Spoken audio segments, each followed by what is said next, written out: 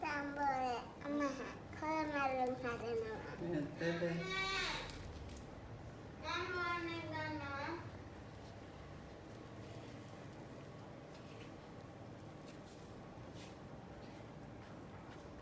මම උයනකම් ඉන්නේ නෑනේ. ඒක නිසා දුන්නා එයාට වැඩක් අද මම.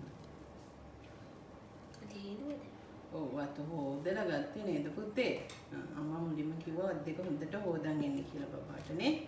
ඊට පස්සේ බබා අම්මට කොළ කපනකම් උදව් කරා නේද? ඊට පස්සේ මොනවද දැම්මේ පුතේ කොළ මැල්ලුමට අම්මා? මොනවද දැම්මේ? පොල්. තව මොනවද දැම්මේ? කරපිංච. කරපිංච තව? ලුණු තව? පොල්. දැන් බබා දන්නව නේද මැල්ලුම් හදන්න? ලුණු දැම්මනේ. ලුණු දැම්මා. දැන් හොඳට අනලන්න ලිපේ තියන්න ඕනේ. හොඳේ? දැන් අම්මට ඊළඟට තව උදව්වක් කරන්න ඕනේ ආ. මොකද්ද කරන්න කිව්වේ? මොකද්ද කරන්න කිව්වේ අම්මා?